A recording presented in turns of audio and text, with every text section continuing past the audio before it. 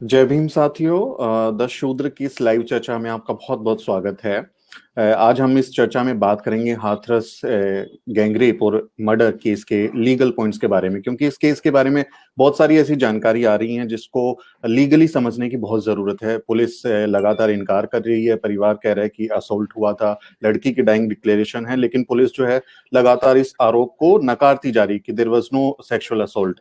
तो इस पूरे केस को हम लीगल नजरिए से समझेंगे। हमारे साथ हैं नागपुर हाई कोर्ट के एडवोकेट फिरदौस मिर्जा, जो कि भारत में क्रिमिनल लॉ में एक प्रतिष्ठित नाम माना जाता है। तो हम उनसे समझेंगे कि इस पूरे केस में लीगल पॉइंट्स क्या हैं और उसमें कानूनी लड़ाई में ये पॉइंट्स कैसे मददगार होंगे। तो एडवोकेट फिरदौस मिर्जा, आपका शूद्रा की इस चर्चा में बहुत बहुत स्वागत है। धन्यवाद। जय भारत। जी सर, मेरा पहला सवाल ये है कि यूपी पुलिस के जो एडीजी लॉ एंड ऑर्डर हैं प्रशांत कुमार, उन्होंने गुरुवार को एक प्रेस कॉन्फ्रेंस की थी और उन्होंने कहा कि फोरेंसिक साइंस लेबोरेटरी रिपोर्ट के मुताबिक और विसरा सैंपल के मुताबिक भी पीड़िता के प्राइवेट पार्ट्स में सीमन नहीं मिला है। और उसमें कहा गया कि जो पोस्टमार्टम रिपोर्ट थी उसमें ट्रॉमा को मौत का कारण माना गया है। तो मेरा सवाल है कि क्या इस तरह के जो मामले होते हैं उसमें क्या सिर्फ सीमन का मिलना ही एकमात्र तरीका होता है रेप को या सेक्सुअल असोल्ट को साबित करने के लिए, या कानून इसको किस तरीके से देखता है? अगर सीमन नहीं मिला है तो भी क्या सेक्सुअल असोल्ट इसको माना जाएगा कि नहीं माना जाएगा? एक्चुअली जब ये चर्चा शुरू हुई तो मुझे तभी से ऐसा लग रहा है कि उन पुलिस ऑफिसर ने अपनी किताबें नहीं खोली है कानून की। 2012-13 में जब दिल्ली का निर्भया कांड हुआ था, उसके बाद कानून बदला। सेक्शन 375 375 आईपीसी जो रेप को डिफाइन करता है, बलात्कार को, उसको अमेंड किया। तो अमेंडमेंट से पहले का रेप का कानून और बाद का कानून दोनों भी अगर हम देखें तो सीमेन ये वर्ड उसमें कहीं नहीं है। और आज जो कानून अप्लीकेबल है वो ये कहता है कि आप कोई मर्द किसी औरत यानी फीमेल को not only his penis any part of body को इंसर्ट करता है तो पेनिट्रेशन कितना हुआ है ये भी इंपॉर्टेंट नहीं है, क्या पेनिट्रेट हुआ है ये भी इंपॉर्टेंट नहीं है, पार्ट ऑफ बॉडी और anything else, though that constitutes definition of rape.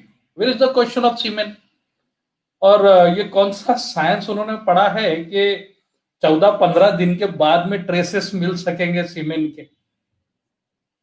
और स्टेट ऑफ यूपी का ही एक 1994 का सुप्रीम कोर्ट का जजमेंट है, यानी मैं यूपी का इसलिए कह रहा हूं कि वो यूपी में आया है, मैं तो नागपुर में बैठा हूं महाराष्ट्र में। तो सुप्रीम कोर्ट ने एक Babulnath, state of UP versus Babulnath 1994 का जजमेंट है, जिसमें कहा था कि सीमेन मिलना नहीं मिलना है कोई मायने ही नहीं रखता है, अगर पेनिट्रेशन हुआ है तो दैट इज रेप।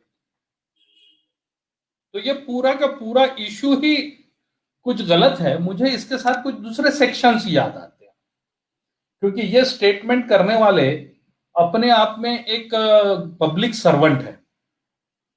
तो कुछ आईपीसी के सेक्शन है, जो सेक्शंस है 193 167, जो कहता है कि preparation of incorrect record by public servant is punishable for 3 years. Then section 193, fabricating false evidence to save somebody, punishable up to 7 years. Causing disappearance of evidence, जो सबूत है उन्हीं को गायब करना, सेक्शन 201 7 साल की सजा। 203 फिर से फॉल्स एविडेंस को लेकर 2 साल। 218 सबसे important, public servant framing incorrect record to save an accused, 3 साल की सजा। तो ये सारे कानून भी हमको ध्यान में रखने होंगे जब हम इस तरह के स्टेटमेंट्स को डील कर रहे हैं। और जब तक कि इस तरह की जो हरकतें होती है पब्लिक सर्वेंट्स की वो हम कंट्रोल ना करें, तब तक के नाइंसाफियां हम रोक नहीं पाएंगे। जी, एक सवाल और भी उभरता है यहाँ पे कि जो पुलिस है उस पर भी लगातार ये आरोप लगा है कि उन्होंने शुरुआती दौर में कोई जांच को मुकम्मल तरीके से नहीं किया। और एडीजी जो हैं वो आके कहते हैं कि लैब रिपोर्ट में तो साबित नहीं हुआ, जबकि उसमें बहुत डिले हुआ, बहुत लापरवाही बरती गई।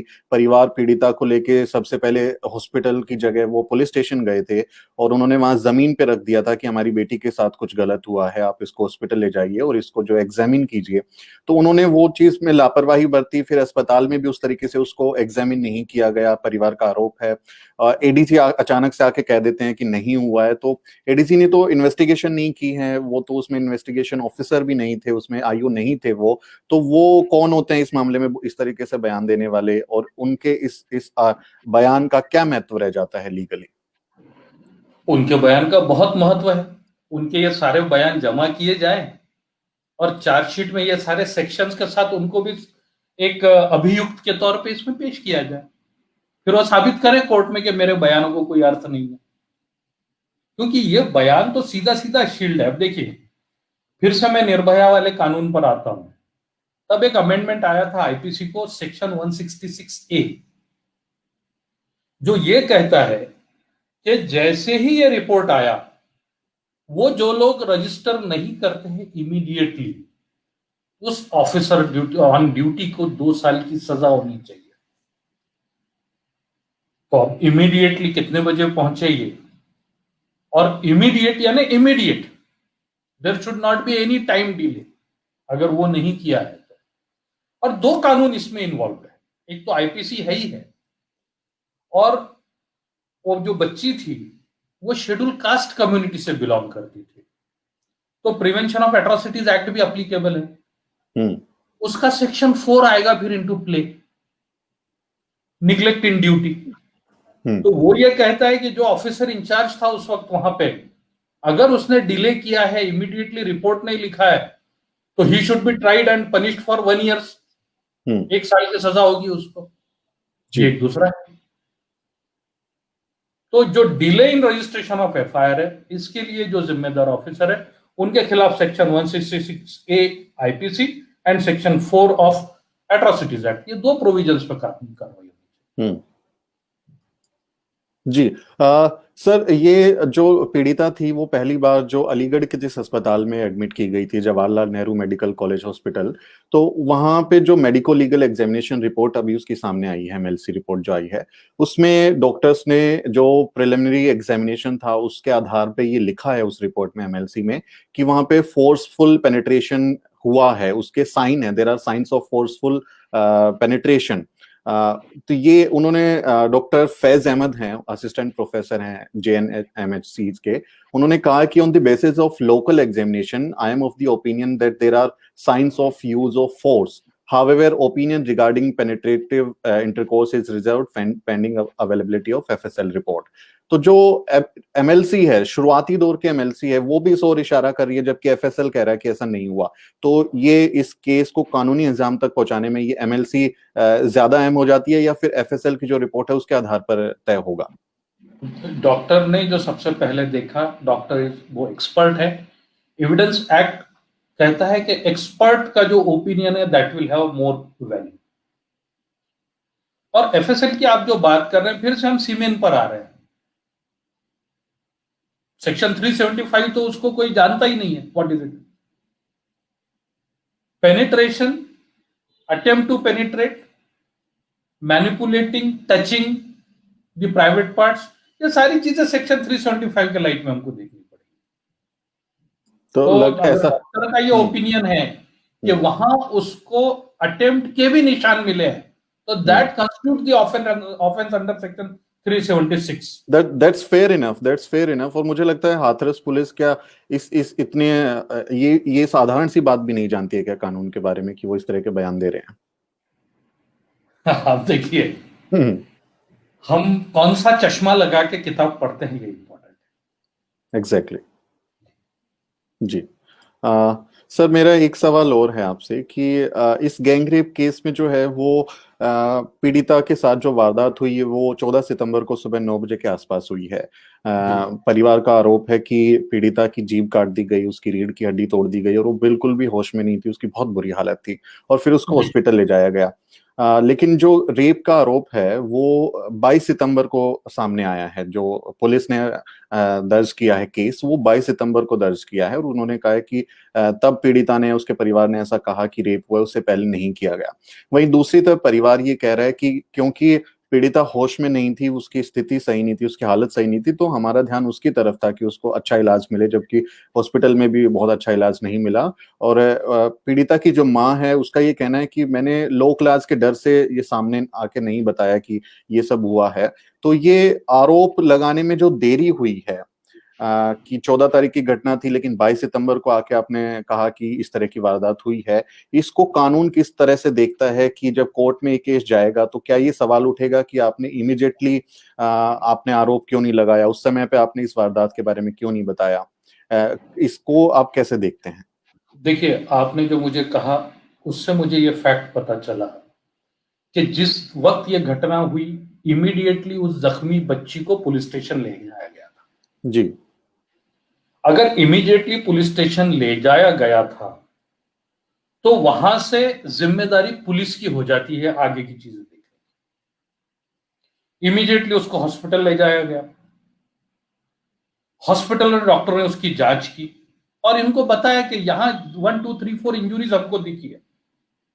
पुलिस ने उस मेडिकल रिपोर्ट के भरोसे, उसके बिना पर एफआईआर रजिस्टर करना चाहिए। यह जरूरी नहीं है कि उसकी मां उनको इंफॉर्मेशन दे, जरूरी नहीं है कि उसके पिता उसको इंफॉर्मेशन दे। एक हाइपोथेटिकल मैं आपको बताता हूं कि एक बच्ची रास्ते पर पड़ी हुई मिली, उसके आसपास कोई नहीं है, अननोन पर्सन उसको ले आता है, पुलिस स्टेशन के गेट पे छोड़ के चला जाता है। जी। तो क्या पुलिस इंतजार करेगी कि उसका परिवार आएगा, पूरे डिटेल्स में रिपोर्ट देगा? जी, बिल्कुल। या वो बच्ची तो होश में जैसे आके ही वो बताएगी। पुलिस के पास पहुंची है, सेक्शन 154 फर्स्ट इंफॉर्मेशन रिपोर्ट, मैं फोन से भी बता सकता हूं पुलिस को कि ऐसा ऐसा एक बच्ची पड़ी है, दैट इज माय इंफॉर्मेशन। उसके आगे जो 166 ए बोलता है कि पुलिस ने उसको हॉस्पिटल ले जाना चाहिए, और वो जो कुछ उनके सामने इंफॉर्मेशन आ रही है, उस इंफॉर्मेशन के बिना पर उनको अपने रिकॉर्ड्स करेक्ट करते चलना चाहिए। तो this is not a delay, this is neglect. तो जो पुलिस का निग्लेक्ट है, जिन पर आज इल्जाम लग रहे हैं कि वो पावरफुल लोगों को बचाना चाहते हैं, तो उस निग्लेक्ट की सजा पीड़िता के परिवार को कैसी दी जा सकेगी? अगर डिले होता है तो फिर सेक्शन 4 और 166 ए, ये दोनों आएंगे, जी। दोनों में तो उनको ट्रायल होगा। प्राइमरी तो ये उनकी पुलिस की जिम्मेदारी थी कि वो इन सबको अपने कर्तव्य को पालन करते और उसको आगे बढ़ाते इस केस को। दूसरा सर, इस केस में बहुत बड़ा एविडेंस जो सामने आया है वो है पीड़िता ने अपनी मौत से पहले 2 वीडियो बनाए उन्होंने, और उस वीडियो में उन्होंने खुद बताया कि किस तरीके से उनके साथ दरिंदगी हुई, इस पूरी बर्बरता को कैसे अंजाम दिया गया। तो इस केस में हमारे पास डाइंग डिक्लेरेशन है, तो जो विक्टिम है उसका डाइंग डिक्लेरेशन को कोर्ट में कितनी अहमियत दी जाती है, या उसको भी मैनिपुलेट किया जा सकता है? देखिए, कोर्ट में प्रॉपर वे में अगर एविडेंस पेश किया जाए तो ही सजा होती है। अभी यूपी का रिसेंटली केस हमने देखा, बाबरी मस्जिद वाला, सिर्फ और सिर्फ इस बिना पर कि सीबीआई एविडेंस जो उनके पास थे वो प्रॉपर वे में पेश नहीं कर पाए, इसलिए उन आरोपियों को आजाद कर दिया गया जिनको सब जानते थे कि कौन करने वाला है। जी। तो यहां पर इशू यह है कि इन्वेस्टिगेटिंग एजेंसी कितनी ईमानदारी से एविडेंस कोर्ट के सामने रखना चाहती है। एक दूसरा रास्ता इसमें यह है कि अगर इन्वेस्टिगेटिंग एजेंसी पर आपको भरोसा नहीं है तो एक कंप्लेंट केस फाइल करके, या अगर वो अपने फाइनल रिपोर्ट के साथ ये सारी चीजें पेश नहीं करते हैं तो उस वक्त एक ऑब्जेक्शन फाइल करके ये सारे सबूत साथ में फाइल किए जा सकते हैं। और जब एट्रोसिटीज एक्ट की बात होती है तो सेक्शन 15 के हिसाब से वहां पे पूरी जो राइट्स क्रिएट हो जाते हैं इनकी फैमिली के लिए कि वो अपना ट्रायल चला लें और असिस्ट करें प्रोसिक्यूशन। जी। हमारे तो दर्शक हैं बहुत शशि। इंपॉर्टेंट पीस ऑफ एविडेंस है। जी, हमारे दर्शक हैं शशिकांत, उन्होंने एक सवाल पूछा है कि इस केस को अब सीबीआई की तरफ एकदम से सडन ट्रांसफर कर दिया गया है, जबकि पीड़ित परिवार का ये कहना है कि हमको सीबीआई की जांच पे भरोसा नहीं है। उनके पिता ने ये मांग की थी कि केस की जो जांच है वो हाई कोर्ट या सुप्रीम कोर्ट के कोई सिटिंग जज हो, उनकी अध्यक्षता में कोई कमेटी बने और वो इस मामले की जांच करे। तो ये जो सडन सीबीआई की तरफ मोड़ दिया गया है, और सब लोग जानते हैं कि सीबीआई, जैसे अभी आप बाबरी मस्जिद का जिक्र कर रहे थे, कि सीबीआई किस तरह से वहां पे रिएक्ट करेगी, किस तरह से इस केस को आगे मुकम्मल अंजाम तक लेके जाएगी। तो क्या आपको लगता है कि सीबीआई की जगह इस केस की जो जांच है वो किसी जुडिशियल कमेटी के जरिए होनी चाहिए? हाँ, देखिए अभी कानून जो है इन्वेस्टिगेशन का और इंक्वायरी का, ये दो अलग अलग वर्ड है, इन्वेस्टिगेशन एंड इंक्वायरी। हम्म, तो सीआरपीसी में इन्वेस्टिगेशन है, वो इन्वेस्टिगेशन इन्वेस्टिगेटिंग एजेंसी करेगी, चार्जशीट यानी फाइनल रिपोर्ट फाइल करेगी और केस चलेगा। हम्म, दूसरा है इंक्वायरी बाय जुडिशियल पर्सन, यानी जज से, सिटिंग जज, रिटायर्ड जज। तो वो इंक्वायरी कमीशन होता है, कमीशन ऑफ इंक्वायरीज एक्ट में उनको दे दिया जाता है। जैसा फिर से बाबरी मस्जिद की रिसेंट केस होने से मैं बताता हूँ, लिब्राहन कमीशन ने एक इन्वेस्टिगेशन किया था, रिपोर्ट दिया था, जिसमें सारे के सारे अभियुक्तों पर इल्जाम लगाए थे। इन्वेस्टिगेटिंग एजेंसी ने भी वही किया था, लेकिन लिब्राहन कमीशन का जो रिपोर्ट था वो कोर्ट में नहीं आता है। तो अगर जुडिशियल इंक्वायरी होती है तो जुडिशियल इंक्वायरी वो सरकार के पास रिपोर्ट जाएगी, सरकार सदन के पटल पर रखेगी, फिर सदन डिसाइड करेगी कि उसका क्या करना है। उस रिपोर्ट का इनको सजा देने से कोई संबंध नहीं। सजा तो इन्वेस्टिगेटिंग एजेंसी जो इंक्वायरी करेगी उसी से आएगा। तो ये हुआ पहला प्रश्न। तो जुडिशियल इंक्वायरी और पुलिस इंक्वायरी साइमल्टेनियसली पैरेलली चल सकती है, जो होनी चाहिए इस केस में, क्योंकि इसमें जो इन्वेस्टिगेटिंग एजेंसी के ऑफिसर्स है, बहुत हाई रैंकिंग ऑफिसर जिन्होंने सीमेन का उल्लेख किया हो, अगर वो इन्वॉल्व है तो जिम्मेदारी फिक्स करने के लिए जुडिशियल इंक्वायरी होनी चाहिए। अब बची बात सीबीआई को ट्रांसफर करने की। तो पहला सवाल तो यह है, क्या कानूनन सीबीआई को यह ट्रांसफर हो सकती है क्या? क्योंकि इस देश में सीबीआई नाम का कोई कानून नहीं है। Delhi police establishment, special establishment act नाम का एक एक्ट है, 6 सेक्शन से उसमें कुल, जो ये कहता है कि उसके शेड्यूल में जो दिए हुए ऑफेंसेस है, अगर स्टेट गवर्नमेंट चाहे तो उन ऑफेंसेस का इन्वेस्टिगेशन शिफ्ट ट्रांसफर कर सकता है जी। लेकिन हमारा केस सिर्फ आईपीसी का नहीं है, आप समझिए इस बात को, फर्क दूसरे केसेस में और इस केस में। सिर्फ 376 डी का केस नहीं है, ये एट्रोसिटीज एक्ट के सेक्शन 3 का भी केस है जी जी। तो जब एट्रोसिटीज एक्ट, ये एक स्पेशल एक्ट है, जब स्पेशल एक्ट इन प्ले में आता है तो फिर हमको उस एंगल से देखना होगा इन्वेस्टिगेट कौन कर सकता है। एट्रोसिटीज एक्ट कहता है कि सारी केसेस एक स्पेशल कोर्ट में चलेगी, जो एट्रोसिटीज का स्पेशल कोर्ट होगा जी। सीबीआई की केसेस सीबीआई के स्पेशल कोर्ट में चलती हैं। एट्रोसिटीज एक्ट के सारी केसेस चलाने के लिए स्पेशल प्रोसिक्यूटर अपॉइंट होगा, जो गैजेट में उसका नाम पब्लिश करने के बाद उसके क्वालिफिकेशंस दिए हुए हैं। सीबीआई के कोर्ट में उनका अलग प्रोसिक्यूटर होता है। रूल 7 एट्रोसिटीज रूल्स 1995 ये कहता है कि जो इन्वेस्टिगेटिंग ऑफिसर है, he should not be below the rank of deputy superintendent of police. तो स्पेशल इन्वेस्टिगेटिंग ऑफिसर भी दिया हुआ है उस एक्ट में, उस रूल्स में जी। तो फिर आप सीबीआई को कैसा ट्रांसफर कर सकते हैं? ये तो स्पेशली डेजिग्नेटेड ऑफिसर को इन्वेस्टिगेट करना चाहिए। तो आज अगर आप वो सीबीआई को ट्रांसफर कर देते हैं, वो चार्जशीट ले आता है और फिर अभियुक्त एक ऑब्जेक्शन फाइल करता है कि जिसने इन्वेस्टिगेट किया उसको अधिकार ही नहीं था इन्वेस्टिगेट करने का, तो फिर से वही पूरी इन्वेस्टिगेशन को इलीगल करार दे दिया जाएगा।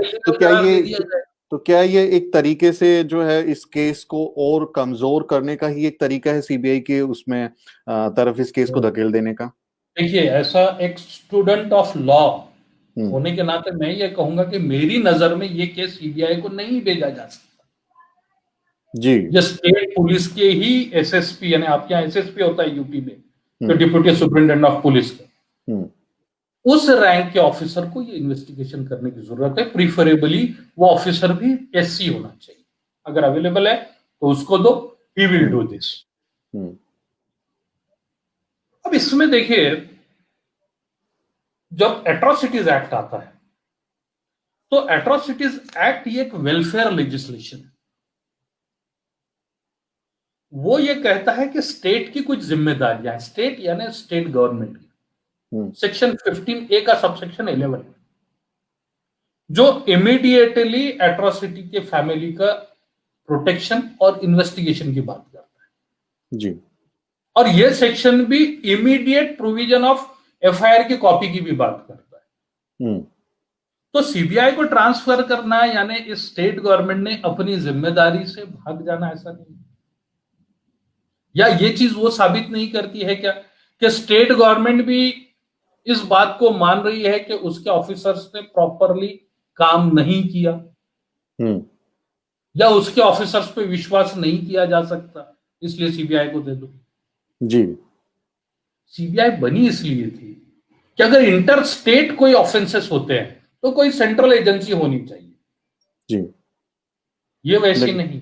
लेकिन अब तो सीबीआई का इस्तेमाल किसी और ही तरह से हो रहा है। सर, एक सवाल यहाँ पे और भी उठता है कि जैसे सबूतों की बात यूपी पुलिस की तरफ से कही जा रही है, पीड़ित परिवार की को घर में बंद करके और पीड़िता को आधी रात में पेट्रोल छिड़क के जला दिया गया। अगर परिवार ये मांग करता कि इन्होंने जो रिपोर्ट फाइनल रिपोर्ट बनाई है, जो एग्जामिनेशन किया है, वो एग्जामिनेशन सही नहीं है और पोस्टमार्टम दोबारा होना चाहिए और सेक्सुअल असोल्ट को एस्टेब्लिश करने के लिए भी री एग्जामिनेशन होना चाहिए, तो क्या वो पीड़िता का शव रात में जला देना सबूतों को मिटाने के लिए नहीं किया गया है? क्या वो सबूत मिटाने का काम किया गया उसके जरिए? कानून में आपको क्या नजर आता है कि सबूतों के साथ छेड़छाड़ हुई है यहाँ पे? देखिए, मैं इस स्टेज से धन्यवाद देना चाहूंगा हाईकोर्ट को, आपके इलाहाबाद हाईकोर्ट, जिन्होंने इस इंसिडेंट का संज्ञान लिया है, ये रात में जलाने वाला क्वेश्चंस फ्रेम किए, अमाइकस क्यूरी अपॉइंट किया है और इस केस को वो आखिर तक के ले जाएंगे ऐसी मुझे पूरी उम्मीद है। जी, अब जब आप बात करते हैं बॉडीली इंजुरीज की और उसमें डिस्प्यूट क्रिएट करते हैं और वो डिस्प्यूट क्रिएट करने से पहले उस बॉडी को ही डिस्ट्रॉय कर देते हैं, तो this will surely come under section 201 causing disappearance of evidence। अब दूसरी बात होती है उनको घर बंद कर देना या उस तरीके का, तो फिर से मैं आपको ले जाना चाहूंगा एट्रोसिटीज एक्ट के सेक्शन 15A पर, जो कहता है विक्टिम एंड विटनेस प्रोटेक्शन, कि जब जब किसी पर एट्रोसिटीज हुई है उसका परिवार और उसके विटनेसेस को प्रोटेक्शन देने की जिम्मेदारी सरकार की है, ना कि उनको प्रताड़ित करने की। जी, प्रोटेक्शन में उनका नाम भी छुपाया जा सकता है, लोगों से उनको प्रोटेक्ट किया जा सकता है, ऑफिसर्स से प्रोटेक्ट किया जा सकता है, उनके खाना पीना रहने का इंतजाम सरकार को करने की जिम्मेदारी है। केस में इन्वेस्टिगेशन में हर स्टेज पर क्या हो रहा है ये इंफॉर्मेशन उनको देने की जिम्मेदारी है, ये लीगल जिम्मेदारी है, मैंडेटरी है। कोर्ट में हर डेट को क्या हो रहा है ये इंफॉर्मेशन देने की जिम्मेदारी है। अब अगर 1000 पुलिस वाले खड़े करके घर को चारों तरफ से बंद कर देना, ये अगर हम समझते हैं कि प्रोटेक्शन दिया है, तो ये तो बड़ी सोचने वाली बात है। अब उससे मुझे एक चीज याद आ रही है कि बार बार वहां के डीएम की बात आती है। जी, तो रूल 12 है 1995 के रूल्स जो है एट्रोसिटीज के, measures to be taken by district administration, इस हेडिंग के तहत वो कहते हैं कि the district magistrate and the superintendent of police shall visit the place or area where the atrocity has been committed to assess the loss and life of damage of the property and draw a list of victims, their family members and so. Then they have to make arrangements for providing immediate relief to the victims and her family। तो जिस तरीके की हरकतें हमने TV पे देखी हैं, क्योंकि मेरा नॉलेज तो मैंने जो टीवी पे देखा या पेपर में पढ़ा उससे लिमिटेड है जी, उससे मुझे नहीं लगता कि जो हरकतें डीएम साहब ने की थी वो इस रूल में कहीं बैठती हैं, बल्कि वो इससे पूरी तरह उल्टी थी। जी। आप डिक्लेयर कर रहे हैं कि हम इस फैमिली को मदद देंगे, monetary help. I am sorry, आप कोई एहसान नहीं कर रहे हैं। इस एक्ट में और रूल्स में प्रावधान है कि अगर किसी के साथ गैंगरेप होता है तो 8.5 लाख रुपए आपको देने हैं, रिपोर्ट के साथ आपको आधे यानी 4.25 लाख रुपए देने हैं, और जैसी चार्जशीट फाइल होगी तो 4.25 लाख रुपए देने हैं। अगर मर्डर होता है तो 8,25,000 रुपए देने हैं, जो इमीडिएटली आपको उन तक के पहुंचानी है ये मदद। तो वादे कर दिए, रूल्स के हिसाब से आपने दिए क्या? जी। तो ये कोई एहसान नहीं है। जी। यूपी पुलिस ने परिवार को धमकाया है, कई वीडियो भी सामने है जिसमें डीएम ने ये बोला कि अभी तो मीडिया है, मीडिया जब चली जाएगी तो हम बदल जाएंगे और फिर देखेंगे इस बात को। परिवार को नजरबंद कर दिया गया, घर में मीडिया को जाने नहीं दिया गया। तो क्या आपको लगता है कि डीएम के खिलाफ और जो लोकल पुलिस अथॉरिटी हैं और बल्कि यूपी के सीएम के खिलाफ भी section 4 of SC/ST atrocities act या उसके अलग अलग धाराओं के तहत मुकदमा दर्ज किया जाना चाहिए? देखिए, बिल्कुल होना चाहिए। मुकदमे का एंड क्या होगा ये मैं नहीं जानता, लेकिन अगर हम्म। इल्जाम लग रहे हैं, सेक्शन 154 सीआरपीसी के तहत ये कॉग्निजेबल ऑफेंसेस है। अगर कॉग्निजेबल ऑफेंस के इल्जाम लग रहे हैं तो इमीडिएटली एफआईआर होना चाहिए, इन्वेस्टिगेशन होना चाहिए। लकीली हाईकोर्ट ने इसका कॉग्निजेंस ले लिया है सो मोटो। उसमें इसके परिवार की तरफ से या किसी सोशल ऑर्गेनाइजेशन, सिविक सोसाइटी की जानिब से एक एप्लीकेशन लगनी चाहिए इंटरवेंशन की, जिसमें ये सब चीजें सामने आए कोर्ट के भी कि 1 2 3 4 इस तरह से हुआ है, और सबूत तो सारे साथ में है आप लोगों के। जी। ये होना चाहिए। अब जो बात हो रही है धमकाने की और उनके साथ में प्रताड़ना की, फिर से हम एट्रोसिटीज एक्ट पर आते हैं। एक खबर चल रही थी बीच में कि इस गांव में या उसके पड़ोस के upper caste and specially Thakur caste के लोगों ने एक पंचायत की है। जी।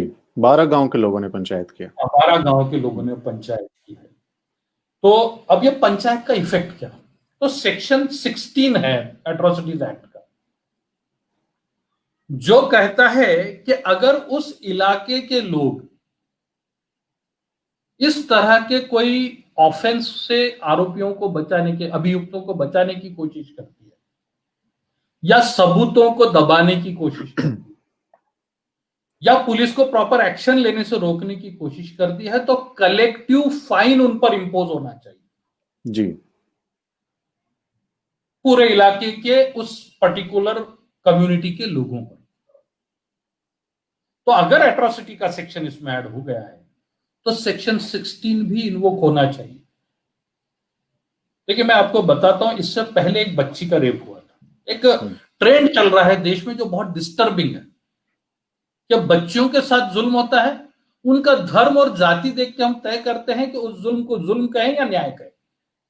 जी बिल्कुल। कठुआ में एक 8 साल की बच्ची का रेप हुआ था। तो वहां एक ऑर्गेनाइजेशन खड़ा हुआ था, हिंदू जागरण मंच।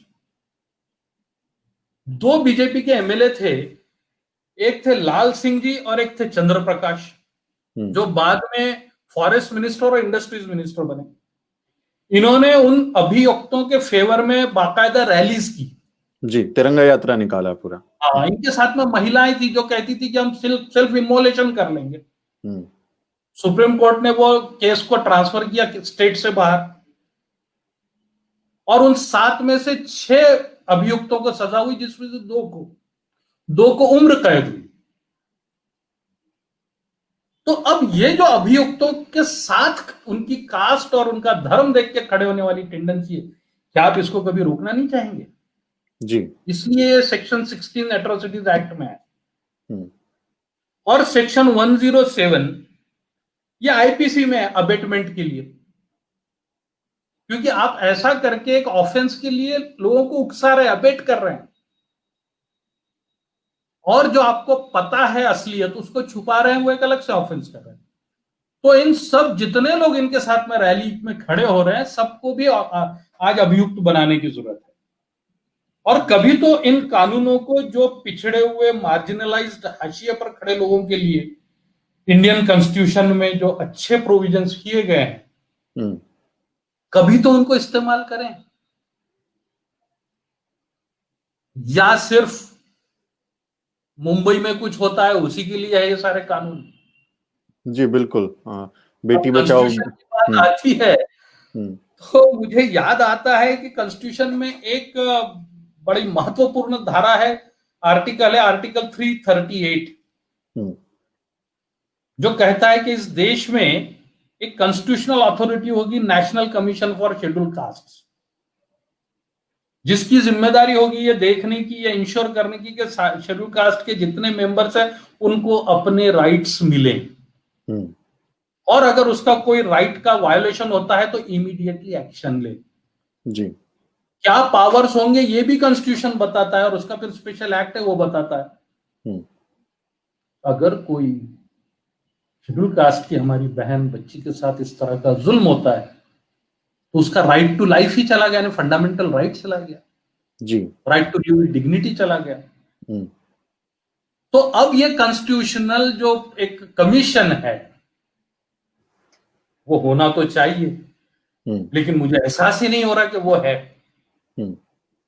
दूसरा, ये बच्ची महिला थी, 1990 में national commission for women's act आया,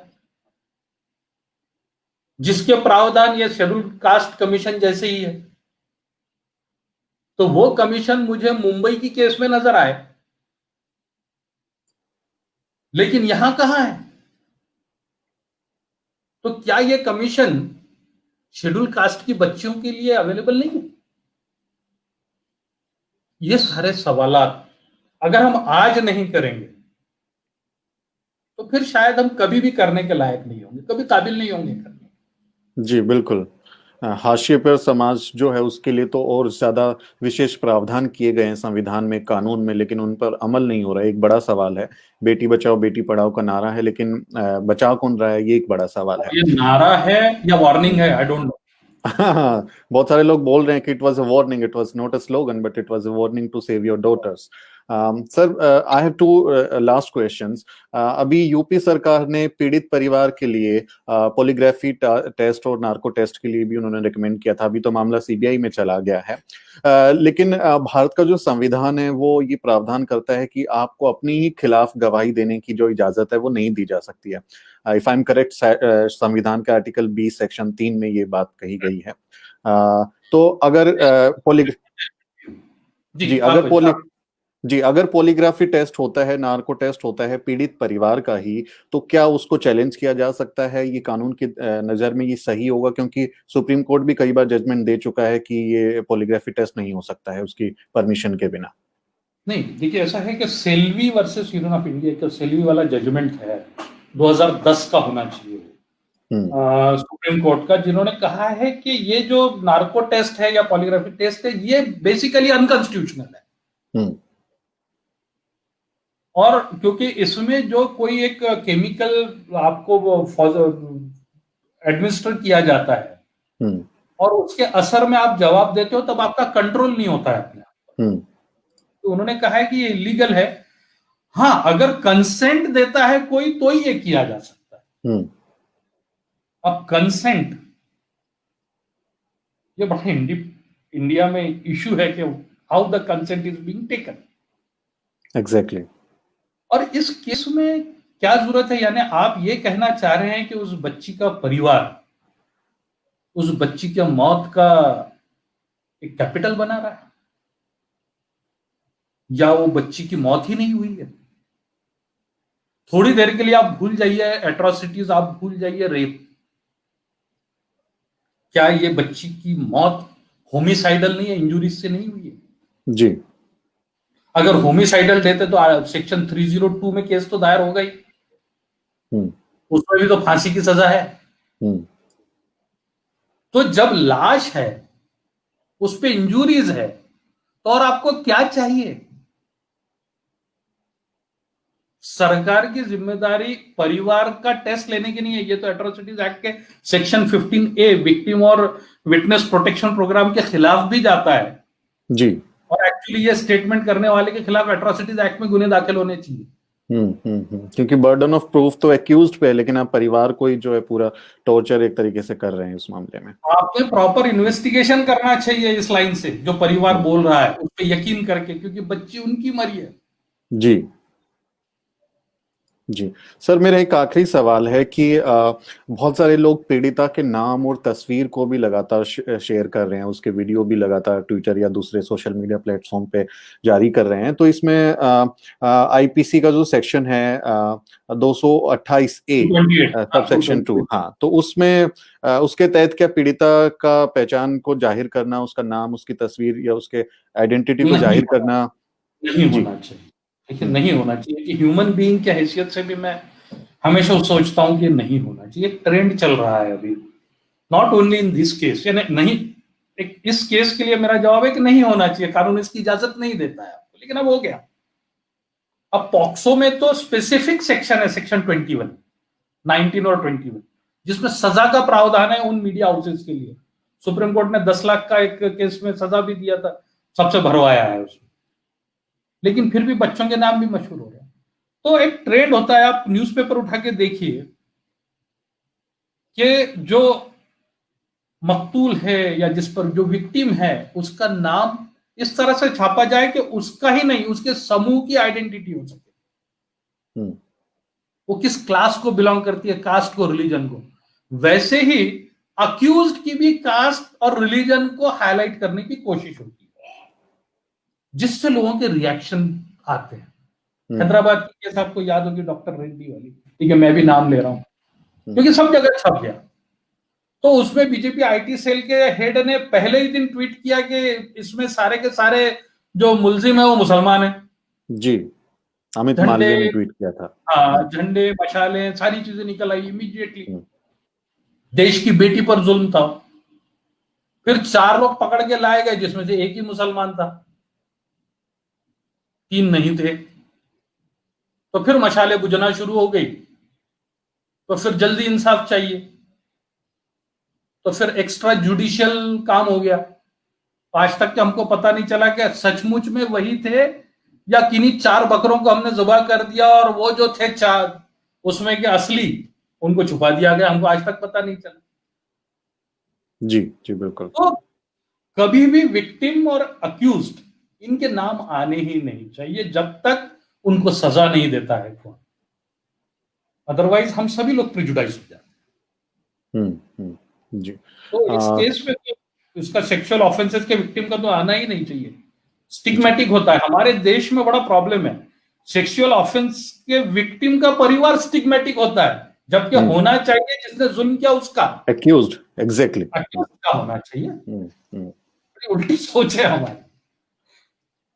जी सर, एडवोकेट फिरदौस मिर्जा, आपका बहुत बहुत शुक्रिया। आपने बहुत ही संजीदगी से और कानून की बारीकी से हमें इस पूरे केस को समझने में मदद की। मुझे लगता है इस वीडियो को देखने वाले दर्शकों को भी समझ में आया होगा कि ये कानून की नज़र में इस केस की क्या अहमियत है और किन पहलुओं पर अभी गौर किया जाना ज़रूरी है। आप मेरे बहुत शॉर्ट नोटिस पे ही आपने इस कार्यक्रम में शामिल होने के लिए आपने सहमति दी, उसके लिए मैं आभारी हूँ आपका। और हम आपसे रिक्वेस्ट करेंगे, गुजारिश करेंगे कि आने वाले दिनों में भी अगर कुछ इस तरह के इसमें अपडेट्स आते हैं तो हमें आपका मार्गदर्शन मिलता रहेगा। बहुत बहुत शुक्रिया सर। शुक्रिया, मुझे बुलाने के लिए बहुत बहुत शुक्रिया। जय भारत। Thank you. जय भीम।